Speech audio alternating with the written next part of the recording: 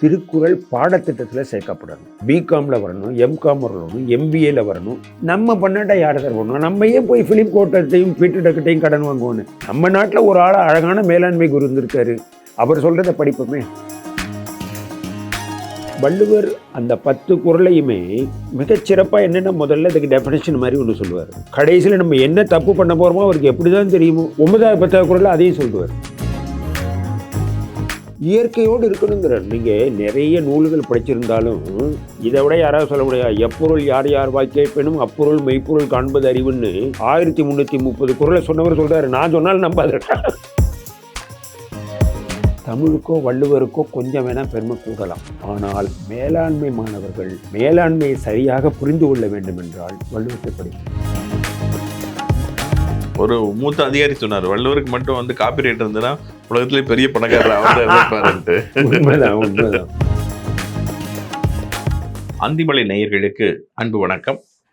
குறள் சார்ந்த பல்வேறு ஆளுமைகளை சந்தித்து வரும் இந்த நிகழ்ச்சி குறள் பாட்காஸ்ட் நிகழ்ச்சி. இதில் இன்றைக்கு நாம் சந்திக்க இருக்கின்ற முக்கியமான ஒரு ஆளுமை திரு சோம வீரப்பன் அவர்கள். வணக்கம். வணக்கம். வணக்கம். குறள் வணக்கம், தமிழ் வணக்கம். வணக்கம். வணக்கம் சார். சோம வீரப்பன் சார் அப்படின்னு வரும்போது எங்களுக்கு வந்து திருக்குறளினுடைய மேலாண்மை உத்திகளை வந்து புத்தகமாக எழுதி வெற்றி பெற்றவர். தமிழில் மட்டும் இல்லை, 6-7 மொழிகளுக்கு போயிருக்கு. இப்போ ஜாப்பனீஸ், பிரெஞ்சுலாம் கூட மொழிபெயர்த்து இருக்கீங்க.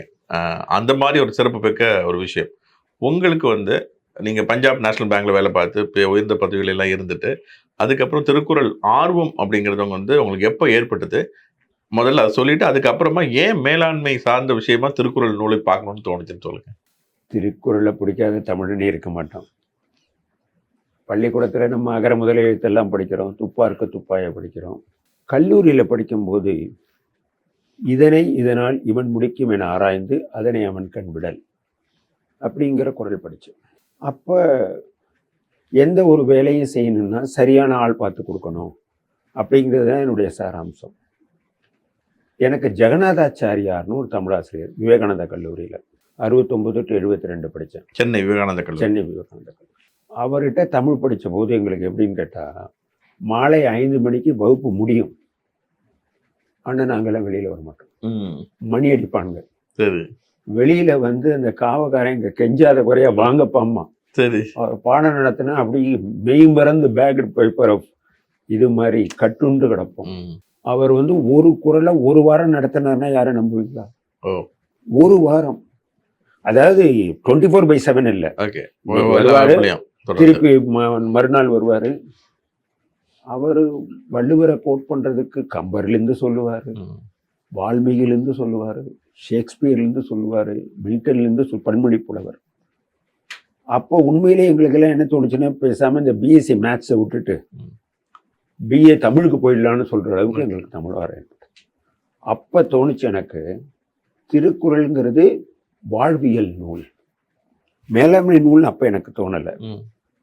அதே இது வங்கியில் சேர்ந்ததுக்கு அப்புறம் நான் அதிகாரியாக சேர்ந்தேன். பஞ்சாப் நேஷனல் பேங்க்கில் 8 மாநிலங்களில் வேலை பார்த்தேன். விதவிதமான நல்லவர்கள், மிக நல்லவர், கெட்டவர்கள், மிக கெட்டவர்கள், அப்படியெல்லாம் ஆட்களை வச்சு பார்க்குற போது இதனை இவனால் இவன் முடிக்கும் என ஆராய்ந்து அதனை அவன் கண்டுபிடிங்கிற குறளை நிறைய தரம் ப்ராக்டிக்கலாக உபயோகப்படுத்தியிருக்கிறேன். அதே மாதிரி ஸ்வாட் அனாலிசிஸுக்கு வினைவழியும் தென்மொழியும் மாற்றான் வழியும் துணை வழியும் தூக்கி செயல் இதெல்லாம் சொல்லிக்கிட்டே. இப்படி தான் எனக்கு திருக்குறளில் ஆர்வம் ஏற்பட்டதுக்கு காரணம் ஜெகநாதாச்சாரியார். மேலாண்மை நூல் அப்படின்னு சொல்கிறதுக்கு காரணம், நான் மேலாண்மை படிச்சிருக்கேன். போஸ்ட் கிராஜுவேஷன் இன் பேங்க் படிச்சிருக்கேன். எம்ஏ எக்கனாமிக்ஸ் படிச்சிருக்கேன். எங்களுடைய வங்கியினுடைய கல்லூரியில் மேலாண்மை பயிற்றுவிச்சிருக்கேன். I have taught management and I have practised management, general manager வரைக்கும் வந்திருக்கேன். When you learn, teach and practise management, Thirukkural அப்படியே வந்து ஒவ்வொரு விஷயத்தை சொல்லும் போது திருக்குறள் வந்து பாயுது. திருக்குறள் வந்து ஒரு மேலாண்மை நூல். இதுக்கு இன்னொரு காரணமும் நான் சொல்லுவேன். இப்போ திருக்குறள் மொத்தம் அதுதான் எத்தனை அதிகாரம்? 133. அறத்துப்பால் எத்தனை? 38.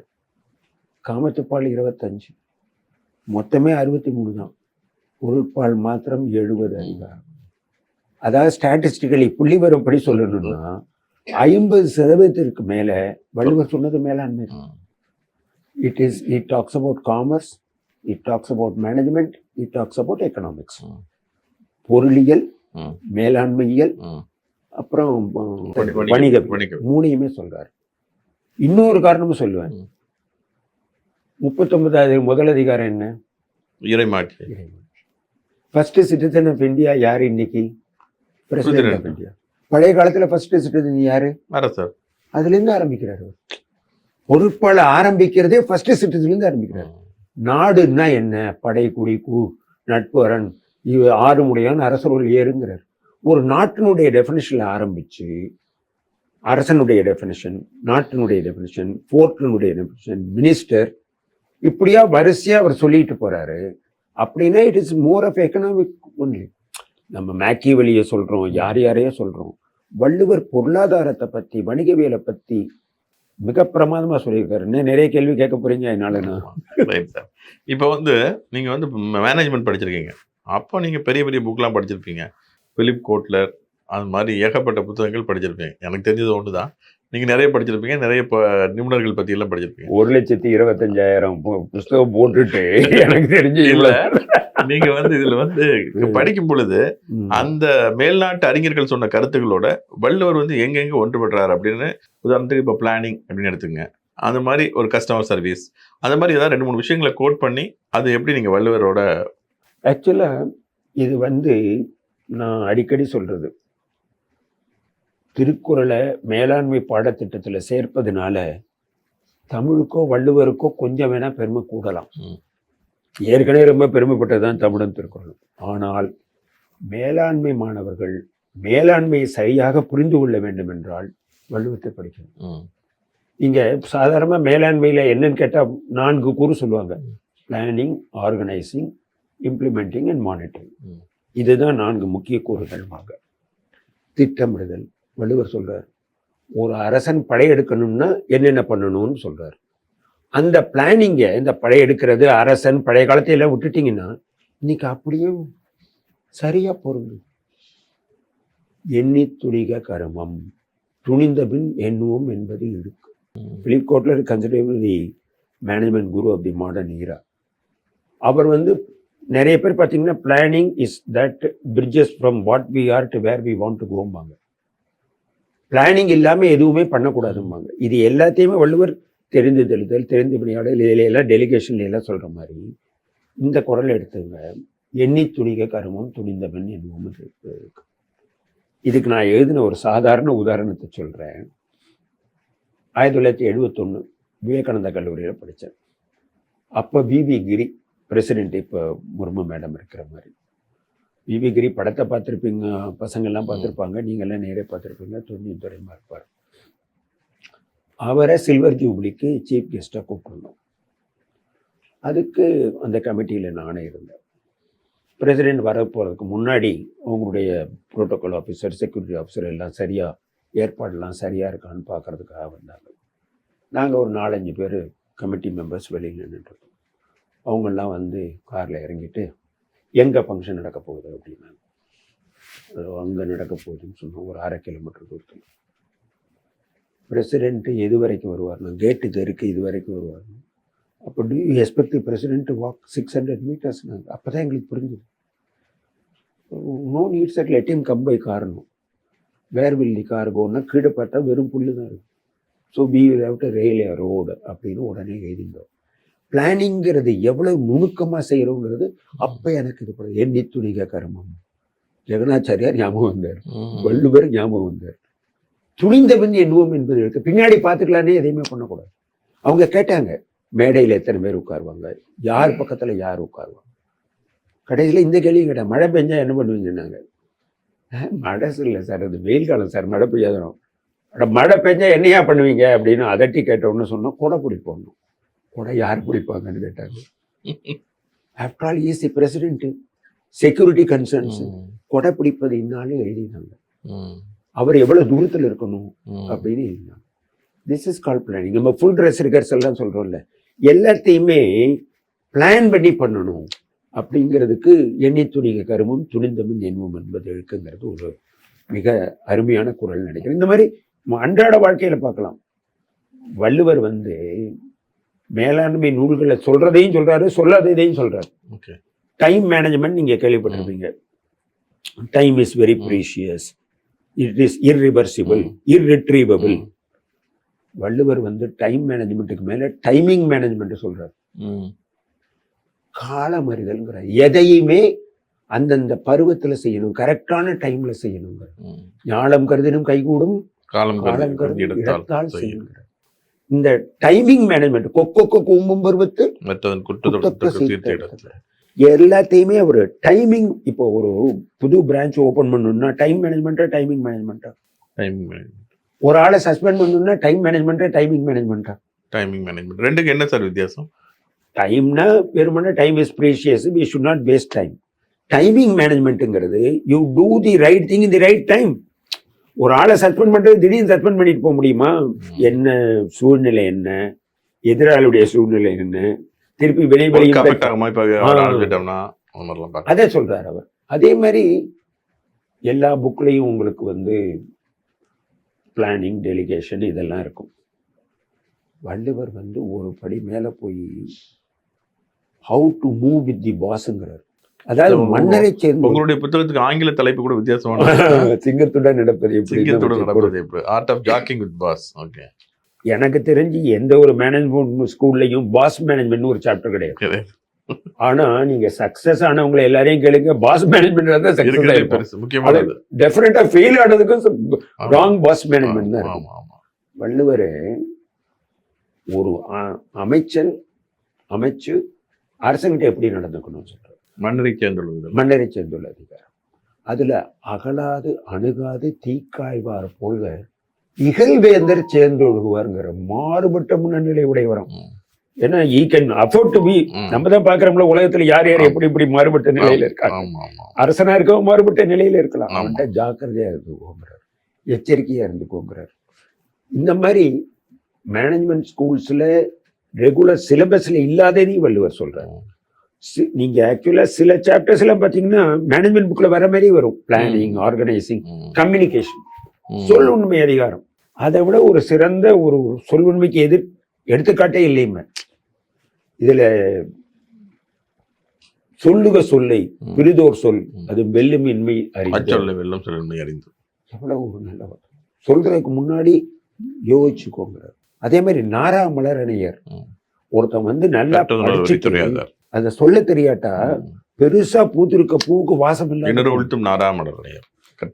இந்த மாதிரி கம்யூனிகேஷனை பத்தியும் சொல்றாரு, டெலிகேஷன் பத்தியும் சொல்றாரு. நீங்க திருக்குறள் உங்க புத்தகங்கள் போயிருக்கு, உங்களை கவர்ந்த திருக்குறள் புத்தகங்கள் இருக்கும் இல்லையா? அது என்ன புத்தகங்கள்? திருக்குறளுக்கு 300-400 உரைகள் இருக்குங்கிறாங்க. திருக்குறள் பத்தி 7000 நூல்கள் வந்திருக்கு. 850க்கு மேல உரைகள் இருக்குங்கிறாங்க. இவர் பாரசாரதி கூட அன்னைக்கு பேசிருக்கும் போது 7000க்கு மேல நூல்கள் வந்திருக்குன்னு சொன்னாரு. ஏகப்பட்ட பேர் எழுதிக்கிட்டே இருக்காங்க, அவ்வளவுக்கு இருக்கு. ஆனா நான் வந்து அந்த மேலாண்மை பார்வையில பார்க்கிற போது நான் 2 இது இறுதி பண்ணிக்கினேன். ஒண்ணு, அதுக்கு விளக்கம் சொல்ல மாட்டேன்.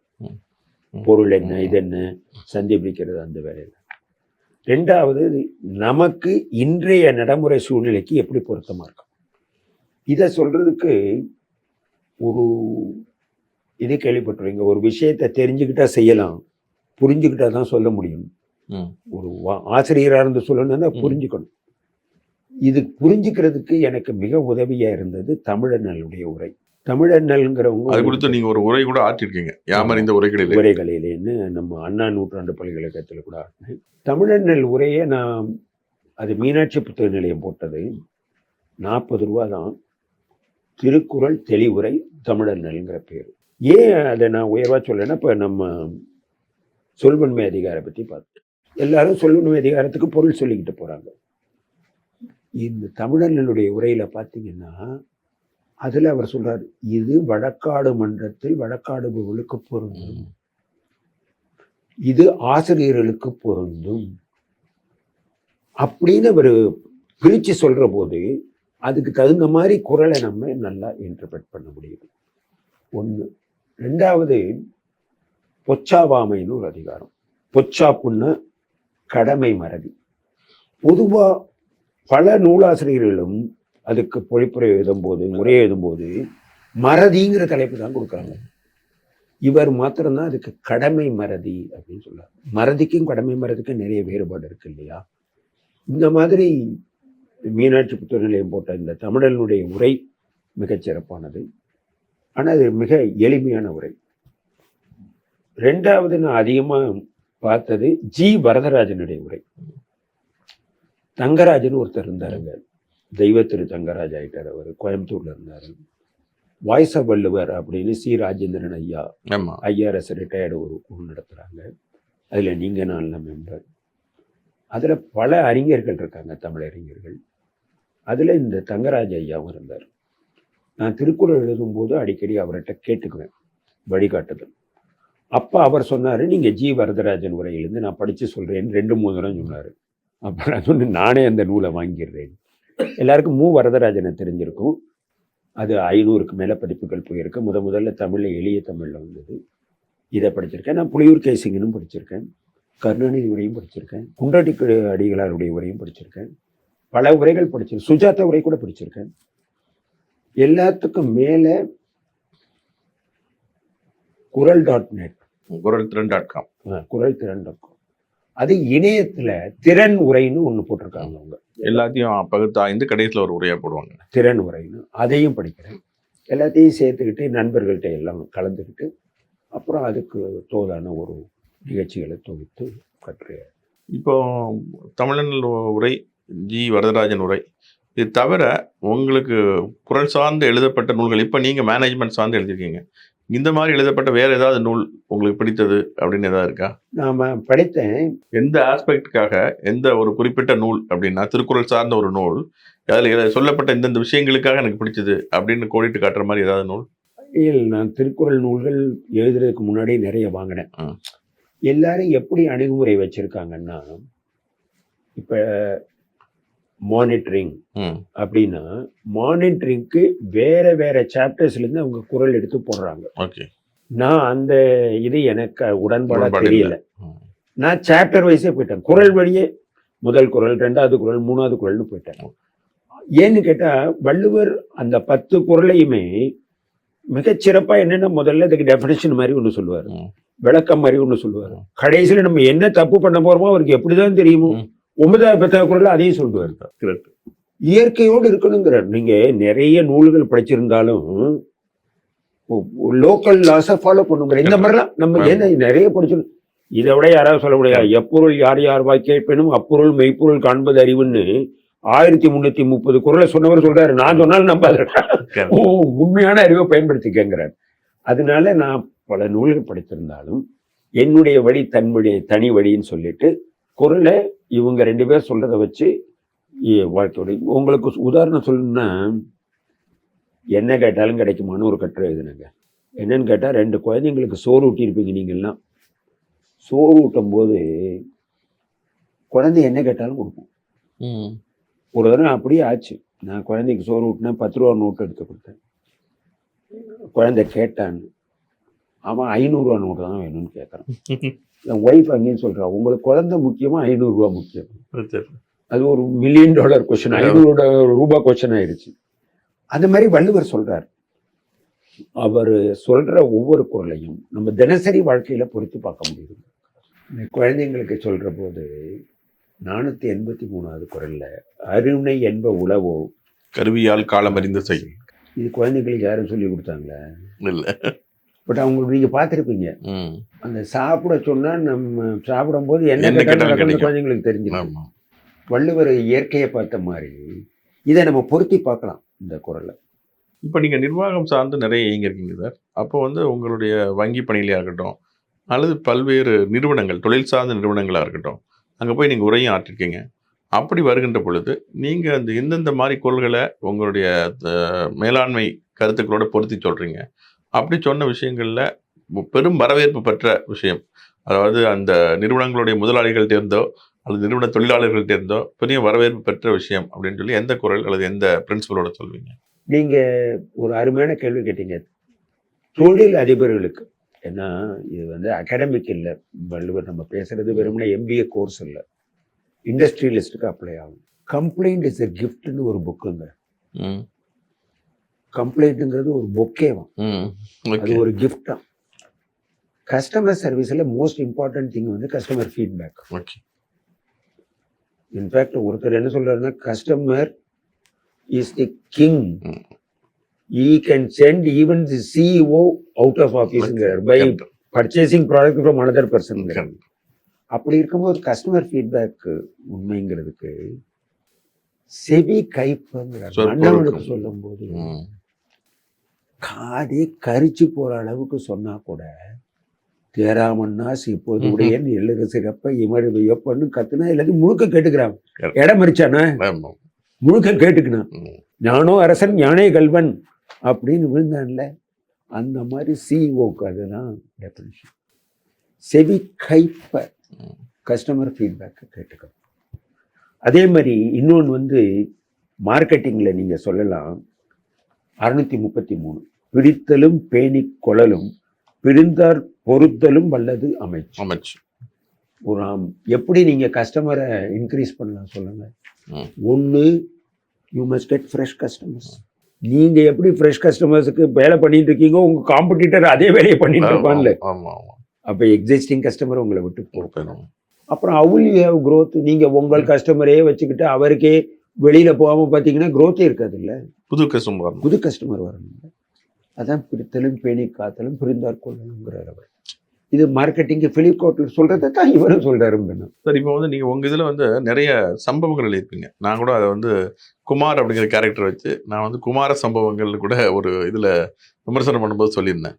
அந்த மாதிரி உங்களுக்கு எப்படி தோணுச்சு அந்த ஒரு குமார்னு ஒரு கேரக்டர் வச்சு எழுதணும் அப்படிங்கிற ஒரு ஐடியா? குமார்ங்கிறது ஒரு காமன் நேம், யாரையும் குறிப்பிட்டு சொல்லாமல். என்ன அஸ்வினி குமார், கிருஷ்ணகுமார் அப்படின்னு வேற வேற குமார்கள் இருக்கிறதுனால கொஞ்சம் அது ஒரு ப்ரொடெக்ஷன் மாதிரி. சினிமா கூட வந்து தீயா வேலை செய்யணும் குமார் அந்த சமயத்தில் தான் எழுத ஆரம்பிச்சது. இதில் ஒரு நெகட்டிவ் கேரக்டரை தொடர்ந்து எழுதுகிற போது வேற வேற பேர்களை கண்டுபிடிக்கிறதுக்கு பதிலாக அதை ஒரு உக்தியாக யூஸ் பண்ணேன். இப்போ கூட இறை என்பவர்கள் என்னுடைய நூலுக்கு உரை எழுதும்போது குமார்னு பேர் வந்துட்டாலே யாரோ ஒரு நெகட்டிவ் கேரக்டர் வராரு நமக்கு தெரிஞ்சு. அந்த மாதிரி நிறைய குமார் என் கூட சண்டைக்கும் வந்தாங்க, அது வேற விஷயம். சில பேரை பார்த்துருக்கேன். என் கூட ஒருத்தர் பழகின நண்பர் ஒருத்தர், இந்த நண்பர்னு சொல்லக்கூடாது, பழகினவர். அவர் திருப்பதிக்கு போறேன்னார். கீழே திருப்பதியில் கெஸ்ட் ஹவுஸில் அவருக்கு ஏற்பாடு பண்ணி கொடுத்தாங்க. போனார். அவங்க நான் அனுப்பிச்சதுனால நல்லா கவனிச்சாங்க. போயிட்டு வந்துட்டார். தேங்க்ஸ் சொல்லலை, விட்டுருங்க. ஜென்ரலாக ஹெல்ப் பண்ண நம்ம தேங்க்ஸ் எதிர்பார்க்கக்கூடாது. 3 மாதம் கழிச்சு எனக்கு காலையில் ஒரு ஃபோன் வந்தது. சார், அவங்க நண்பர் சாவியை விட்டு போயிட்டார், சாவி கொடுக்காம போயிட்டார். எனக்கு ஒன்றுமே புரியல. யார் நண்பர், எங்கேருந்து பேசுகிறீங்கன்னு கேட்டால் திருப்பதி கெஸ்ட் ஹவுஸ்லேருந்து பேசுகிறேன். யாருப்பா? நான் இப்போ யாரும் அனுப்பல. இல்லை, நீங்கள் அனுப்பிச்ச நண்பர் தான் 3 மாதத்துக்கு முன்னாடி வந்தவர், இப்போ தான் 1 வாரம் முன்னாடி வந்தார். நாங்கள் இப்போ நான் சொல்லலையாப்பான்னு. சார், நீங்கள் சொன்னதா சார் அவர் வந்தாருன்னாங்க. எனக்கு ஒன்றும் புரியல. சரிப்பா வந்தார், போயிட்டார்லன்னு. இனிமேல் என்னை கேட்காம கொடுக்காதீங்கண்ணா. அதெல்லாம் சரி சார், சாவி கொடுக்காம போயிட்டார். நான் சரி சாவியே கொடுக்காம. நான் அவர் காலையில் ஃபோன் பண்ணி கேட்டால் சொல்கிறாரு, இது என்ன வீரப்பன் காலையில் 7 மணிக்கு ஃபோன் பண்ணுறீங்க, கெஸ்ட் ஹவுஸில் எல்லாம் டூப்ளிகேட் சாவி வச்சிருக்க மாட்டாங்களா, அதை போட்டு திறக்க சொல்லுங்கிறார். இந்த மாதிரி கேரக்டர் தான் நான் குமாருங்கிறேன். பொச்சாப்பு கொள்ளும் புகழை நிச்ச நிரப்ப அறிவை நிச்ச நிரப்பு கொன்றாங்க. ரொம்ப பேரு இந்த வாலி மாதிரியே தான். வாலிக்கு அப்புறம் சுக்ரீவன் மறந்த கதை தான் அது. நிறைய பேர் பொச்சாப்பில் சஃபர் பண்ணுறாங்க. அவங்க கடமை மறந்துடுறாங்க, கழிப்பில் இருக்காங்க. அவங்க எல்லாரையும் சேர்த்து இந்த மாதிரி நெகட்டிவ் கேரக்டர்ஸை, அதாவது துஷ்டனை கண்டா தூர விளையுங்கிறது தான். அது வேறு சாதாரணமாக எல்லாருக்கும் தெரிஞ்சதாங்க. கோபம் கூடாது, கோபத்தை அடக்கணும். அதை மனசில் படுறபடி உதாரணங்களோட ஏறி முன்னர் வைத்தாரு போல நல்ல ஞாபகம் வருதல்ல நம்ம உடனே. அதுதான் வள்ளுவருடைய சிறப்பு. நீங்கள் கற்பக மலர்கள் புத்தகம் பற்றி ஒரு வாட்டி பேசிட்டு இருக்கும்போது கூட சொன்னீங்க சார். அதில் சில பிரயோகங்கள் பயன்படுத்தின விஷயங்கள் நம்ம தேனா ஐயா எழுதின புத்தகம், அந்த புத்தகம் உங்களுக்கு கவர்ந்த புத்தகம்னு சொன்னீங்க. அது உங்களை அப்படி என்ன அதில் உங்களுக்கு கவர்ந்த? நீங்கள் கூட கொஞ்சம் நேரம் முன்னாடி திருக்குறள் சார்ந்த புத்தகங்கள் என்ன படிச்சிங்கன்னு கேட்டீங்க. நான் அது மேலாண்மை சார்ந்ததா அதுக்காக படிக்காதனால சொல்லலை. ஆனால் என்னை மிக கவர்ந்த நூல்களில் ஒன்று இந்த கற்பக மலர்கள். அவர் ஒவ்வொரு சாப்டருக்கும் ஒரு கட்டுற மாதிரி இருக்கார். உதாரணத்துக்கு எடுத்துக்காட்டுக்கு பண்புடைமை. அவர் என்ன சொல்றாருன்னா, இது வந்து இனிமைக்கும் எளிமைக்கும் பிறந்த குழந்தைங்கிறார். இனிமைக்கும் எளிமைக்கும் பிறந்த குழந்தை. இட் இஸ் நத்திங் பட் இதனுடைய குழந்தைங்க. தலைப்புகளே ரொம்ப மனதை ஈர்க்கிற மாதிரி இருக்கும். கடவுள் வாழ்த்துக்கு அவர் வைக்கிற தலைப்பு நிரந்தர முதல்வன். சிரிப்பு வருது இல்ல? நிரந்தர முதல்வன். உலகத்துல யார் நிரந்தர? அதே மாதிரி வெண்கொற்ற குடைங்கிறாரு இறைமாட்சிக்கு. கல்விக்கு மூன்றாவது கண், ஊழுக்கு கண்ணுக்கு தெரியாத கைங்கிறார். ஊழ் கண்ணுக்கு தெரியாத கை. இந்த மாதிரி தலைப்புகளே இவ்வளவு அழகா இருக்கும்போது அப்படியே சாரமா ஜூஸ் புழிஞ்சு கொடுத்த மாதிரி இருக்கும். நண்பர்களை கற்பகமலர்கள் அவசியம் படிங்க. அது வந்து கொஞ்சம் அசைபோடு நேரம் ஆகும் அதை புரிஞ்சுக்கணும், கிரகிச்சுக்கணும், அனுபவிக்கிறதுக்கு. இப்போ நீங்க வந்து பல்வேறு இடங்கள்ல போய் மாணவர்களுக்கு உரையாற்றுறீங்க, குறள் சார்ந்து, மேலாண்மை சார்ந்து. அப்போ மாணவர்களோட இன்டராக்ட் பண்ணும்பொழுது அவங்க கேள்வி கேட்குறாங்களா திருக்குறள் சார்ந்து? எப்பவுமே ஒரு பாடத்தை ஆரம்பிக்கும் போது, ஒரு லெக்சரை ஆரம்பிக்கும் போது, என்னுடைய சொற்பொழிவு ஆரம்பிக்கும் போது குறளை பாதி சொல்லிட்டு மீதியை முடிக்க சொல்வேன். கற்க கசட. இப்ப என்ன சொல்ற மாதிரி உங்களுக்கு என்ன, நீங்க 282 உதாரணம்னு கரெக்டா ஸ்டாட்டிஸ்டிக்ஸ் வச்சிருக்கீங்க. குறள் கற்க கசடன்னு முடிச்சிருவாங்க. அகர முதலன்னு ஆரம்பிச்சிருவோம், முடிச்சிருவாங்க. துப்பார்க்கு துவை ஆரம்ப முடிச்சிருவாங்க. இதனால் முடிக்க மாட்டாங்க. அகலாது அணுகாது முடிக்க மாட்டாங்க. ஏன்னு கேட்டா இதெல்லாம் மழை மறைவு பிரதேசம். நீங்களே பாட நூல் திட்டத்தில் இருக்கீங்க. அறத்துப்பால் தான் அதிகமா சொல்லுவீங்க, காமத்துப்பாலை கொஞ்சம் மறைச்சு காமிப்பீங்க. அணிச்சம்பூ ஆட்காளையால் இது உப்பு போன்றது என்னது கடைசி குறள் 1330 சொல்லிட்டு முடிச்சிருவீங்க. மற்ற குறள்லாம் நடுவில் இருக்குது. நட்புக்கு 50 குறள் சொல்லியிருக்காரு சார் வள்ளுவர். 5 அதிகாரம் வைக்கிறார். ஏன்னு கேட்டா நட்பு ரொம்ப முக்கியம். அதே மாதிரி பொருள் ரொம்ப முக்கியம். அதனாலதான் 700 குறள் வைக்கிறார். பொருள் சார்ந்தது எல்லாம் முக்கியங்கிறதுக்காக வைக்கிறார். நான் இதெல்லாம் சொல்லிட்டு அவங்களுக்கு இந்த குறள்கள்லாம் தெரியலைன்னு சொல்லாம சொல்றதுனால வள்ளுவர் ஒரு மேலாண்மை குரு அப்படிங்கிறத நான் சில படங்களால விளக்குவேன். இப்ப ராஜராஜ சோழன் 1000 வருஷத்துக்கு முன்னாடி பெரிய கோயிலை கட்டியிருக்கான்.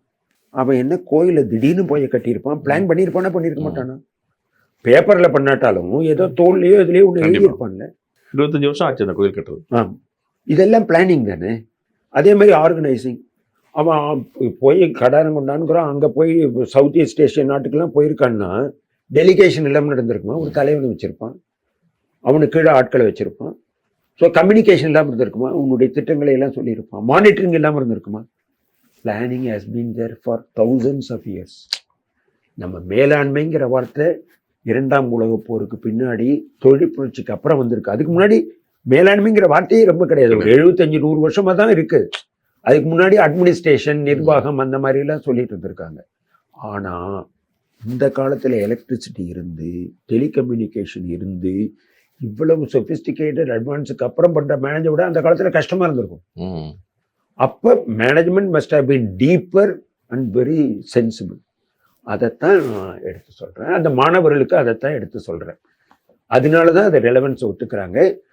இது என்னுடைய அபிலாஷை நீங்க கேட்டதுனால சொல்றேன். என்னுடைய விருப்பம் என்னன்னா, திருக்குறள் பாடத்திட்டத்துல சேர்க்கப்படணும். பொருளாதார மாணவர்களுக்கு, வணிகவியல் மாணவர்களுக்கு, அப்புறம் மேலாண்மை மாணவர்களுக்கு. அறத்துப்பால் எல்லாருக்குமே வேணும், குழந்தைகளுக்கு வேணும். ஆனா இல்ல வச்சிருக்கோம். இப்ப நம்ம பாடத்திட்டத்துல 11ஆம் வகுப்பு 12ஆம் வகுப்புல எல்லாம் வணிகவியலையும் திருக்குறள் சார்ந்த, இப்ப நடுவு நிலைமை வணிகம் எப்படி பண்ணணும் அது சார்ந்த குறள்கள் அதெல்லாம் வச்சிருக்கோம். பல்கலைக்கழகங்கள்ல வரணுங்கிற, பிகாம்ல வரணும், எம்காம் வரணும், எம்பிஏல வரணும். நம்ம பண்ணாட்டா யாரை சார் பண்ணணும்? நம்ம ஏன் போய் பிலிப் கோட்டர்ட்டையும் பீட்டர் டக்கட்டையும் கடன் வாங்குவோன்னு? நம்ம நாட்டுல ஒரு ஆள் அழகான மேலாண்மை குரு இருந்திருக்காரு. அவர் சொல்றதை படிப்போமே, அதை படிச்சுட்டு அதையும் படிப்போமே.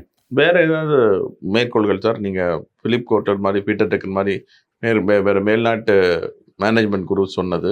அதாவது பல பேர் இப்ப நான் சொன்ன கம்ப்ளைண்ட் இஸ் எ கிஃப்ட்னு, இது ஒரு நூலுடைய தலைப்பு.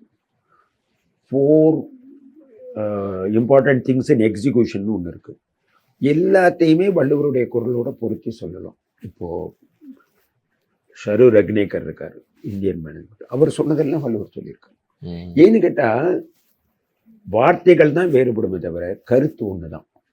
இதை வள்ளுவர் வந்து ரொம்ப மனசுல படுற மாதிரி சொல்லுவார் மேடம். இப்போ பீட்டர்ஸ் பிரின்சிபல் நீங்க சொல்றீங்க, என்ன சொல்றீங்க? Everybody rises to his level of incompetence. நுனிக்கொம்பர் ஏறினார் அங்கிருந்து ஊக்கின் உயிர்க்கிறது ஆகி. இது இதனுடைய எசன்ஸ் என்னன்னா பீட்டர்ஸ் பிரின்சிபல் தான். ஒரு லெவல் தான், அதுக்கு மேல உங்களால பண்ண முடியாது. காம்பிடன்ஸ்க்கு ஒரு லெவல் இருக்கு, அதுக்கு மேல போனா இன்காம்பிடன்ஸ் வந்துரும். அந்த பிரேக் ஈவன் மாதிரி காம்பிடன்ஸ் லெவல் வரைக்கும் போயிட்டு அதுக்கப்புறம் இன்காம்பிடன்ஸ் வருது. Okay okay. நுனிக்கொம்பர் ஏறினாருக்கு பொருள் அதோட ஒப்பிடலாம், பீட்டர்ஸ் பிரின்சிபலோட ஒப்பிடலாம். சரி, இப்போ வந்து நீங்க வந்து திருக்குறளோட தொடர்ந்து இயங்கிட்டே இருக்கீங்க சார். ஒரு 10 வருஷம் இருக்குமா? 2012 ரிட்டையர் ஆனேன். 13 14 வருஷமா எழுதிக்கிட்டு இருக்கேன். 14 எழுத ஆரம்பிச்சேன். இப்போ நீங்க திருக்குறள் மட்டும் எழுதாம மற்ற நூல்கள், உதாரணத்துக்கு சாணக்கியர் பத்தி கூட நீங்க எழுதியிருக்கீங்க. சாணக்கியரையும் திருக்குறளையும் ஒப்பிட்ட நூல்கள்லாம் வந்திருக்கு.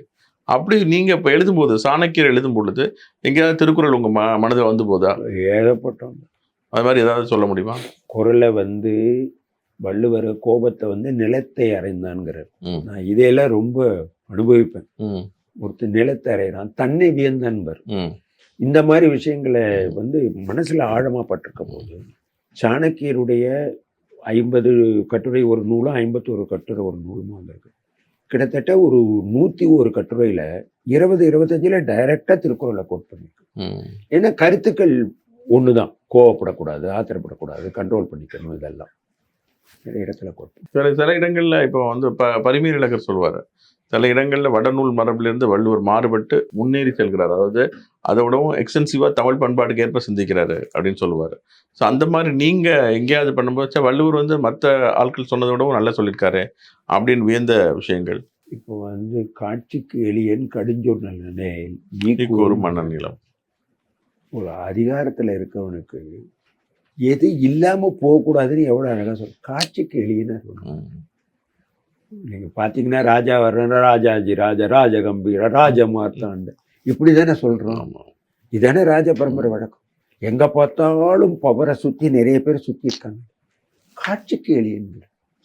ரெண்டாவது, அதிகாரத்துல இருக்கவங்க அதிகாரத்தோடு தான் பேசுவாங்க. கடுஞ்சொல்ல நல்லது. இந்த மாதிரி தான் வள்ளுவர் எல்லாத்துலேயுமே அன்பையும் அறத்தையும் தான் சொல்றாரு. அதாவது திருக்குறளுடைய வேர் என்னன்னு கேட்டா அன்பும் அறமும் தான். வெளியில பொருளாதாரமும் என்ன வேணா இருக்கலாம், அடிப்படை அதான். நம்ம மேனேஜ்மெண்ட் இதுல பொதுவாக சொல்லும்போது பாஸ் அண்ட் லீடர் ரெண்டுக்குள்ள வித்தியாசம் சொல்லுவோம். பாஸ் அப்படிங்கிற ஆட்டோகிராட்டிக்கா இருப்பாரு, லீடருக்கு டெமோக்ராட்டிக்கா இருப்பாரு அப்படின்ட்டு. வள்ளுவரோட இது பார்க்க வள்ளுவர் வந்து சொல்றது எல்லாமே லீடரை தான் சொல்றாரு. அந்த காலத்துல பாஸ் இருந்திருக்காங்க. அதாவது அவர் மன்னர்னு சொல்றது பாஸ் தான், ஆனா அவர் சொல்ற பண்பு எல்லாம் லீடருடைய பண்பு. மன்னர் விரும்புறது நாம விரும்பக்கூடாதுன்னு கூட ஒரு குரல்ல சொல்றாரு. ரொம்ப அழகா சொல்றாரு. அதாவது அவர் மாதிரி ப்ராக்டிக்கலா சொல்ல முடியாது. நான் சொன்னேன் மேனேஜ்மெண்ட்ல பாஸ் மேனேஜ்மெண்ட்டே யாருமே சொல்லிக் கொடுக்கலன்னு. அந்த 10 குறளையும் கட்டாயமா இந்த MBA இந்த பாசிங் அவுட் பரேடு மாதிரி சொல்லி கொடுத்துருவோம் வேலைக்கு போறதுக்கு முன்னாடி. மன்னர் விளைவ விளையாமை மன்னியரால் மன்னி ஆக்கம் பெறுங்கிறார்.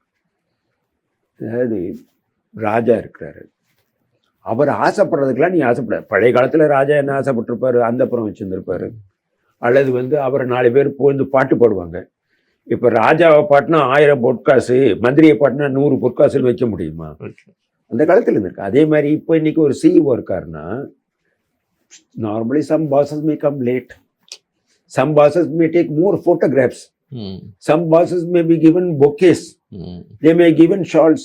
இதுக்கெல்லாம் நீ ஆசைப்படக்கூடாதுங்கிறாரு. இதனால என்னன்னு கேட்டா, உனக்கு வந்து அந்த மன்னரால என்ன நல்லது நடக்குமோ அது நடக்குங்க, ஆக்கம் பெறுங்கிறாரு. வேடிக்கையா சொல்றாலும் ரொம்ப உண்மையை சொல்றாரு. இப்போ நீங்க இது மட்டும் இல்லாம திருக்குறள் நிறைய உரைகள் நிகழ்த்துறீங்க. இப்போ பொருட்பாலில் சார்ந்து நீங்க பேசும்போது கூட ஒரு முறை பண்புடைமை சார்ந்த ஒரு உரை நிகழ்த்தினதான் எனக்கு நினைவு. இப்போ அந்த பண்புடைமையை போகும்போது இப்போ நீங்க பவர் பாயிண்ட் ப்ரெசன்டேஷன் மாதிரி தான் நீங்க உரை நிகழ்த்துறீங்க. அப்படி நிகழ்த்துகின்ற பொழுது உங்களுக்கு அந்த அனுபவம் எப்படி இருக்குது? என்னன்னு கேட்டா, நம்ம C. ராஜேந்திரன் நம்முடைய தலைவர் சொல்றாரு, I am having the power and I am having the point, why there should be a power point. அப்படி இல்லை. எனக்கு என்னென்னா, அந்த பவர் பாயிண்ட் இருக்கிறது வந்து மனிதர்கள் அதை பார்க்குற போது, படமாக பார்க்குற போது, அந்த குரல் எழுதி இருக்கும் போது நம்ம வாயால் சொல்கிறதும் ப்ளஸ் எல்லா சென்சஸுக்கும் அது ஒர்க் அவுட் ஆகுது.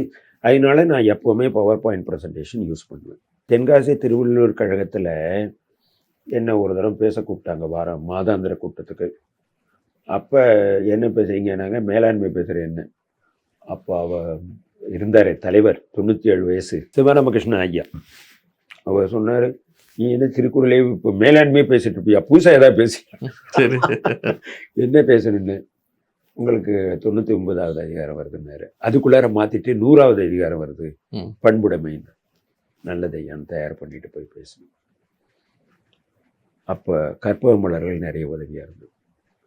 பண்புடைமையை பற்றி நம்ம ஆங்கிலேயர்கள் அவங்க இவங்கெல்லாம் நம்ம ஜென்ரலாக என்னென்ன சிவிலைஸ்டு நாகரிகம் சொன்னால் நம்ம வந்து லேடிஸு கதவை திறந்து விடுறது, லிஃப்டில் முன்னாடி போகணும்னு சொல்கிறது, சாப்பாட்டு எட்டிக்கெட் அப்படின்னு சொல்லுவோம்.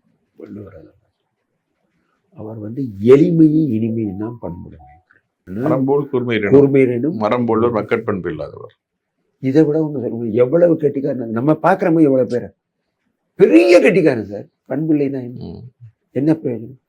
சட்டி நிறைய பால் வச்சா இல்லை விஷம் இந்த மாதிரி தீந்து போச்சுங்கிற. பண்பிலான் பெற்ற செல்வம் களத்தீமையால் பால் தெரிந்தற்றுங்கிற 1000வது குறள். எப்படி நம்பர் வைக்கிறார் பாருங்க. 1000வது குறள் வந்து பூர்த்தி.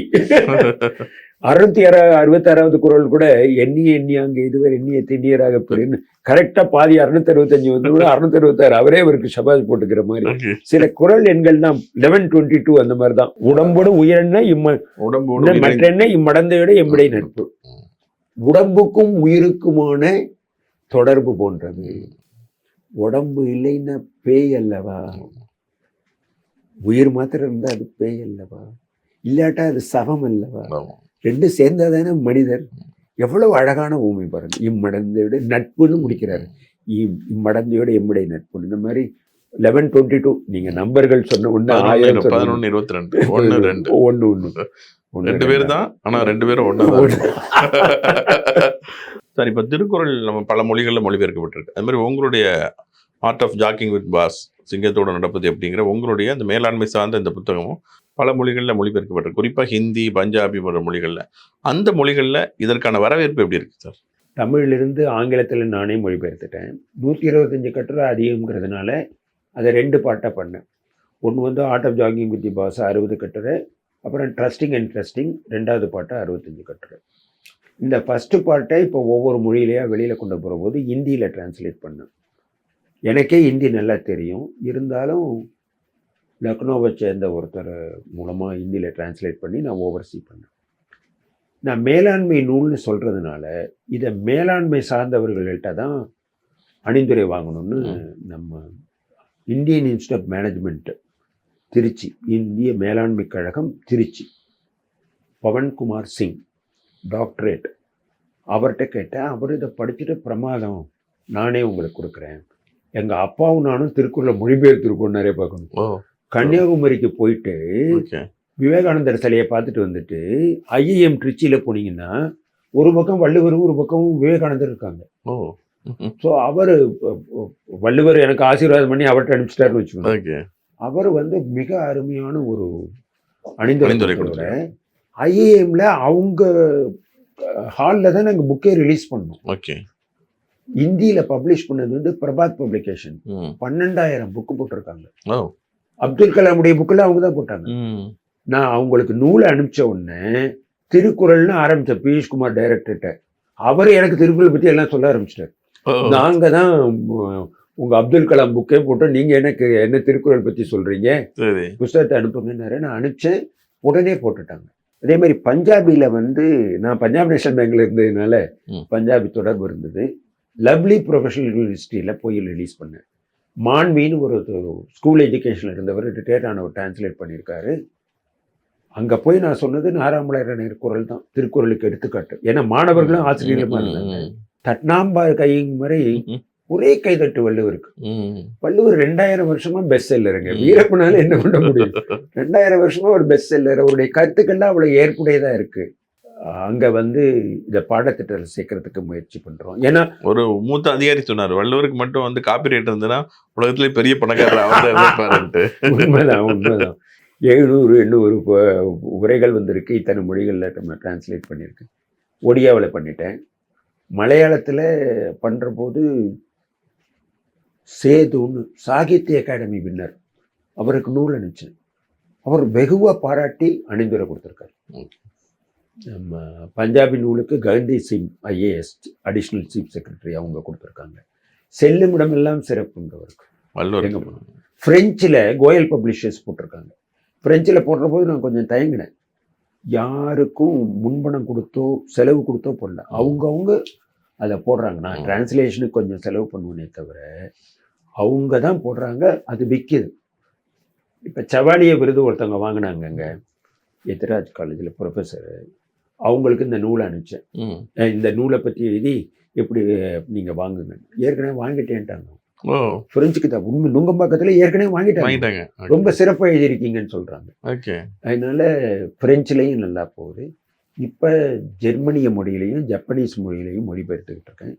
உருதுல மொழிபெயர்க்கிறேன், கன்னடத்தில் மொழிபெயர்க்கிறேன். தொடர்ந்து நீங்கள் முயற்சி பண்ணிட்டு அருமை உடைத்தென்று அசவாமை வேண்டும், பெருமை முயற்சி தருங்கிற மாதிரி உங்களுடைய நூலை நீங்கள் கொண்டு போய் சேர்த்துடுறீங்க. மகிழ்ச்சி சார். இப்போ இன்னொரு கேள்வி உங்கள்கிட்ட கேட்கணும். இப்போ வந்து நம்ம திருக்குறள் அப்படிங்கிறது அந்த மன்னராட்சி காலத்துக்கு எழுதப்பட்ட நூல். அப்போ அவர் வந்து சொல்றாரு, இப்போ வந்து அரசன்னா படை குடி கூழ் அமைச்சு நட்பு அரண் 6 முறையான அரசுகள் ஏறுங்குது. இதை போய் சிஓக்கு எப்படி பொருத்த முடியும்? இதுதான் என்னுடைய தனிப்பார்வைன்னு சொல்ல முடியாது, வித்தியாசமான பார்வைன்னு சொல்லலாம். சில பேர் முன்னாடி அந்த மாதிரி கண்ணபிரான்லேருந்து பல பேர் எழுதியிருக்காங்க. டாக்டர் பிரபாகர்னு ஒருத்தர் நீங்கள் கேட்டீங்க, ஆங்கில நூல்லாம் படிச்சிருக்காங்க, அவருக்கு அமெரிக்காவில் இருக்கிறாரு, அவரும் எழுதியிருக்கிறாரு. இப்போ நாதன் ஒருத்தர் எழுதியிருக்காரு, பாண்டிச்சேரிக்காரு, நிறைய பேர் எழுதுகிறாங்க. என்னன்னு கேட்டால், வள்ளுவர் அரசனுக்கும் அமைச்சனுக்கும் தான் சொன்னார். நீங்கள் இப்போ படை குடி கூ நட்பு அரண் 6ன்னு சொல்கிறீங்க. படை, அரசனுக்கு படை, படை இல்லாத நாடான்னு கண்ணதாசன் பாடியிருக்காரு இல்லை. முதல்ல எடுத்த ஒன்று நாடு அரசன்னா படை தான் வருது. இங்கே ஆர்கனைசேஷனில் எது படை? ஒர்க்கர்ஸ். ரெண்டாவது என்ன? படை குடி, அங்கே குடி, கஸ்டமர்ஸ். ஓகே. படை குடி கூழ், கூழ்னா என்ன? வளம். It can be income, it can be capital, it can be sales. அப்புறம் என்ன? அமைச்சு, அதான் எக்ஸிக்யூட்டிவ்ஸ். நட்பு, பப்ளிசிட்டி, பப்ளிக் ரிலேஷன்ஸ். அரண், ஃபோர்ட், விஜிலன்ஸ். இது இப்படி நம்ம புரிஞ்சுக்கணும்னா, இன்டர்புலேட் பண்ணிட்டோம்னா, வள்ளுவர் சொல்றது கம்ப்ளீட்டா ஃபோர்ட்டுக்கு அவர் சொல்றதெல்லாம் நம்ம எடுத்து விஜிலன்ஸுக்கு எடுத்துக்கலாம். கரெக்ட். அவர் அமைச்சுக்கு சொல்றதெல்லாம் நம்ம எக்ஸிக்யூட்டிவ். டூப்ளிகேட் வந்துடக்கூடாது, பாதுகாக்கணும், அது எல்லாமே ஃபோர்ட்டு தான் இல்லையா? ஃபயர் வாலுங்கிறோம். ஃபயர் வால் இன்னைக்கு ஃபயர் வால், இன்னைக்கு வால். ஓகே. அதனால இந்த 6மே சால பொருந்தது. வள்ளுவருடைய அதிபுத்திசாலித்தனத்தை நம்மளால பயன்படுத்த முடியும். இப்படி இருக்கு. நான் இதைத்தான் பண்றேன். என்னுடைய இன்ட்ரடக்ஷன்லேயே சொல்லிடுறேன். அவர் சொன்ன 6 நமக்கு பொருந்தது, அதுல அதை நம்ம பலன் எடுத்துக்குவோம். இப்போ நான் திரும்ப உங்க குமார சம்பவம் தான் அவர் தேரான் தெளிவும் தெளிந்தான்கன்னு ஐயரும் அந்த குறளுக்கு நீங்க ஏதாவது ஒரு இது சொல்லுங்க. இது வந்து நம்ம வழக்கமாக பண்ணுறதுதான். ஒன்றும் இல்லை. இப்போ டிரைவர் வச்சுக்கிறோன்னு வச்சுங்க. டிரைவருக்கு என்ன நம்ம சாதாரணமாக எதிர்பார்க்கணும்? நல்லா ஓட்டணும், ரிலையபிளாக இருக்கணும், திருடக்கூடாது, பெட்ரோல் திருடக்கூடாது, நல்லா ஓட்டணும், சேஃப்டிங்கிறது ரொம்ப முக்கியம், ஹானஸ்டிங்கிறது 2வது. அது தவிர ரொம்ப பேர் என்ன பண்ணுவாங்க, கார் கதவை திறந்து ஒன்றும் லக்கேஜ் எடுக்கணும் பலது சொல்லுவாங்க. இப்போ ஒரு ஆளை தேர்ந்தெடுக்கிறோன்னா வள்ளுவர் என்ன சொல்கிறாரு? சிம்பிளாக பிடிச்சிடுறாரு. தேரான் தெளிவும். ஒருத்தனை சரியாக ஆராயாமல் ரெக்ரூட் பண்ணாத, தெளிந்தான் கண்ணகிரவும். அவனை ரெக்ரூட் பண்ணதுக்கு அப்புறம் வேலை நடந்துட்டு இருக்கும்போது டவுட் படாதேங்கிறார். இப்போ ஒருத்தன் வண்டி ஓட்டுறான்னா நீங்கள் பின் சீட்டில் உட்காந்துக்கிட்டு லெஃப்டில் போ, ரைட்டில் போ, ஓவர்டேக் பண்ணாத அப்படின்னா அவன் என்ன ஆமாம் வண்டி ஓட்டுறான், ஆக்சிடென்ட் தான் நடக்கும். மிஸ்மேனேஜ்மெண்ட், ரொம்ப மைக்ரோ மேனேஜ்மெண்ட் பண்ணக்கூடாது. வேலை முடிஞ்ச உடனே நீங்கள் சொல்லலாம். வேலை எடுக்கிறதுக்கு முன்னாடி அவனை நீங்க டெஸ்ட் பண்ணலாம். அவன் கையில ஸ்டீரிங் கொடுத்துட்டு அப்படிதான். வினைக்கு உரிமை நாடி அப்படின்னு அதுக்குரிய நாக்க செய்யணும். இப்போ சமையல் கட்டே எடுத்துங்க. காரைக்குடி பக்கம்லாம் நல்ல சமையல் பண்ணுவாங்க, கல்யாணங்கள்ல பெரிய சமையல்காரனை விட்டாச்சு. நலபாகத்துக்கு ஆம்பளைங்க தான் அங்கே. நெடுங்குடி முத்துவை விட்டாச்சு, அவர் சமைச்சிக்கிட்டு இருக்காரு பணியாரம். அங்கே பின்னாடியே போய் நின்று ஒரு ஆச்சி, அப்பா நீ மாவை கொஞ்சம் பார்த்து பண்ணு, சூடாக இறக்கிடாத, அது இதுன்னு சொன்னால் அந்த ஆலயத்தில் மட்டும் உள்ளது கெட்டு போயிடும். தேரான் தெளிவும் தெளிந்தான் ஐயரவும் இடா என்பதுங்கிறது நம்ம டெய்லி பார்க்கலாம். எந்த ஒரு வேலையிலும் இன்டர்ஃபியர் பண்ணக்கூடாது. ஃபஸ்ட்டு ப்ராப்பராக ஃபில்டர் பண்ணி டெலிகேட் பண்ணுங்க, அதுக்கப்புறம் விட்டுருங்க. இப்போ வந்து இடமறிதல் அப்படின்னு வரும்பொழுது அரண் சார்ந்தவர் சொல்றாரு, என்ன சிறப்பும் செய்திருந்தாலும் இடம்ங்கிறது ரொம்ப முக்கியம் அப்படின்னு சொல்லிட்டு. அது வந்து நீங்க உங்க புத்தகத்திலே எழுதிருக்கீங்க. அதுல ஒரு வீரப்பனே கொண்டாந்துட்டேன்னு வச்சுங்களேன். இந்த வீரப்பன் இந்த சந்தன அந்த கடத்தல் வீரப்பன். வீரப்பனை கொண்டாந்து வீரப்பனை பிடிக்கிறதுக்கு கேரளா அரசாங்கம், கர்நாடக அரசாங்கம், தமிழ்நாடு அரசாங்கம் எல்லாம் சேர்ந்து எத்தனை ஆண்டு, எத்தனை ஆயிரம் கோடி, எத்தனை ஆயிரம் பேர் வேலை பார்த்தாங்க. அப்படி என்னங்க அவங்ககிட்ட கெட்டிக்காரத்தனை இருந்தது? ம், யோசிச்சு பார்த்தா அவன் இருந்த இடம் தான். ம், நம்ம ஆட்களுக்கு தெரிஞ்சது நாடு, ம், அவனுக்கு தெரிஞ்சது காடு. ம். நீங்க எங்கேயாவது ஒரு ஹில் ஸ்டேஷனுக்கு போயிருந்தீங்கன்னா மேலே ரூம் எடுத்து தங்குனீங்கன்னு வச்சுங்க, கீழே வர பஸ் தெரியுமா தெரியாதா? தெரியும், ஹார்ன் அடிச்சா கேட்குமா கேட்காதா? கேட்கணும். அந்த நிலைமையில தான் வீரப்பன் இருந்தான். Okay. அவனுக்கு கம்ப்ளீட் கண்ட்ரோல் இருந்தது. ம், இவங்க கீழே பண்றதெல்லாம் அவனுக்கு மெசேஜ் ஈஸியா கிடைச்சது. ம், இன்ஃபேக்ட் அவனுக்கு காக்கையினுடைய பாஷையே தெரியுங்கிறாங்க, ம். பறவைகளுடைய பாஷையெல்லாம் தெரியுங்கிறாங்க. அதையெல்லாம் விட்டுருங்க. இடமறிதலுக்கு இந்த வீரப்பன், சந்தன கடத்தல் வீரப்பன் ஒரு நல்ல உதாரணம் நினைக்கிறேன். சிறுவிடையான் செல்லிடம் சேரி. சரி, உருவுடையான் ஊக்கம் ஊக்கம். அழிந்து விடுங்கிறார். இங்க வந்து இடமறிதலுக்கு பலது சொல்லலாம். இப்போ அருகம்புல் ஜூஸ் எங்க கிடைக்கும், எப்ப கிடைக்கும்? காலையில கடையில வைக்கிறேன், காலையில தான் கிடைக்கும். எங்க கிடைக்கும்? வாக்கிங் போற இடத்துல. வெளியில தான். இடமறிதல் அவங்க இடத்த தெரிஞ்சு வச்சுட்டு விடுறாங்க. வள்ளுவர் எளிமையா சொல்றத பல பேர் கொய்யாப்பழம் விற்கிறவனுக்கு தெரியுது எங்க விற்கணும், அருகம்புல் விற்கிறவனுக்கு தெரியுது. இதே தான் மார்க்கெட்டிங் டெக்னிக் பண்றவங்களும் பண்ணிக்கிறோம். சிக்னல் கிடைக்கிறது கூட அப்படித்தானே. இந்த இடத்துல இருந்தா கிடைக்காது, அந்த இடத்துல இருந்தா கிடைக்கும். நான் வகுப்பு எடுக்கும் போது பார்த்திருக்கேன். இங்க இருக்க இடமறிதல் நடத்திட்டு இருக்கும்போது சிக்னல் கிடைக்காம போயிருக்கு. வேற இடத்துல இருந்தா. கண்ணதாசன் எழுதிப்பாரு, பரமசிவன் கழுத்திலிருந்து பாம்பு பாம்பு கேட்டது இருக்கும் இடத்தில் இருந்து கொண்டால் எல்லாம் சௌக்கியம். இடமறிதல் ரொம்ப முக்கியம் தான், புரிஞ்சுக்கிற மாதிரி. ஏன்னா காலமறிதல், வழியறிதல் எளிதா புரியும். இடமறிதல் அப்படிங்கறத நம்ம நிறைய எக்ஸாம்பிளோட பொருத்தி பார்த்தா தான் நல்லா புரியும். பொருட்பால் ஃபுல்லாவே நீங்க பார்த்துட்டு இருக்கீங்க, உங்க புத்தகத்தையும் எழுதிருக்கீங்க. அது தவிர பொருட்பாலுக்கு வெளியில உங்களுக்கு அறத்துப்பால்லையோ இன்பத்துப்பால்லையோ, இன்பத்துப்பால் ஏற்கனவே சொல்லிட்டீங்க, அறத்துப்பால்ல உங்களுக்கு ஏதாவது பிடித்த குறள், மனதில் கவர்ந்த குறள்? அறத்துப்பால்ல எல்லாமே நம்ம கடைப்பிடிக்க வேண்டிய விஷயங்கள். நீங்க வந்து இந்த நம்ம மனிதன் தன்னை அறியணும், உலகத்தை அறியணும்னா கடவுள் வாழ்த்தை படிக்கணும். 10 விதமா கடவுளை அவர் வர்ணிக்கிறார். பிரபஞ்சத்துல எத்தனை கோள்கள் இருக்கு தெரியுமா? 8 கோள். இப்போ நம்ம இதுல சூரிய குடும்பத்துல 8 கோள். கோடிக்கணக்கான கோள்கள் இருக்கும். ஒவ்வொன்றுக்கு இடையில லட்சக்கணக்கான மைல்கள் இருக்கு. அப்ப எவ்வளவு விஸ்தீரணமான பிரபஞ்சம். அதுல நம்ம ஒண்ணுமில்லைன்னு தெரிஞ்சுக்கிறதுக்கு கடவுள் வாழ்த்து. அதாவது தான் ஒரு பெரிய கோளில் பொறியில் குணமில்லவே என் குணத்தான் தாளை வணங்காத்தலை அப்படின்னு ஒண்ணு. அப்புறம் கல்வியை பத்தி ரொம்ப நல்ல சொல்லு. கற்க கசடர கற்பவை கற்றவை நிற்கிறத யாருமே மறக்கக்கூடாது. மறக்கிறதோட அதை நிற்கவும் செய்யும். இந்த கல்வியை வரும்போது அவர் பொருளில் கொண்டு வந்துடுறாருல, பொருளதிகாரத்துல 40ல் கொண்டு வந்துடுறாரு. கல்விதான் செல்வம், கேடில் விழி செல்வம் கல்வி ஒருவருக்கு மாடல்ல மற்றையவன். அறத்துப்பால்ல அவர் பொதுவா இல்லறவியல், துறவரவியல் அதெல்லாம் சொல்றாரு. கோபப்படக்கூடாதுன்னு சொல்றாரு. அது வந்து ப்ராக்டிக்கலி நீங்க எப்படி பாக்குறீங்க? குணமென்றும் குன்றேறி நின்றார் கணமேனும் காத்தலறி. அது ஒரு ஆற்றாமை தானே சார். ஒரு ஒரு ஒரு லெவலை எதிர்பார்க்குறாங்க, அது இல்லைன்னு கோவம் வருது. அது வந்து பயாலாஜிக்கல் ஃபேக்ட் அது. ஆனா நிலத்தை இறந்தான்ங்கிறதெல்லாம் ரொம்ப அருமையான வார்த்தை.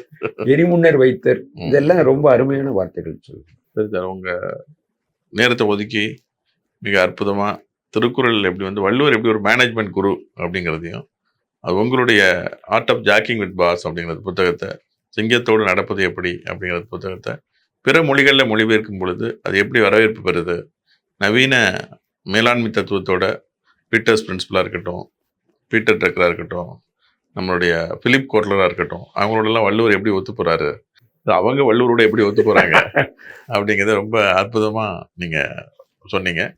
இது மற்ற குறள் சார்ந்த மற்ற நேர்காணலை விடவும் இது வந்து குறிப்பா பொருட்பால் சார்ந்த ஒரு நேர்காணலா, பொருளில்லாருக்கு உலகம் இல்லை. அதனால அற்புதமா இது அமைஞ்சது. பொருளில்லாரை பொருளாக செய்யும் பொருள் இல்லாத இல்லை பொருள் அப்படிங்கிற மாதிரி நம்ம பொருட்பால் சார்ந்த ஒரு சிறப்பு நேர்காணல் அமைஞ்சது. அது நீங்க வங்கித்துறையில் இருந்ததுனாலையும் இதை வந்து ரொம்ப ரசிச்சு சொல்ல முடிஞ்சது. உங்களுடைய இந்த நேர்காணலுக்கு நன்றி சார். வணக்கம்.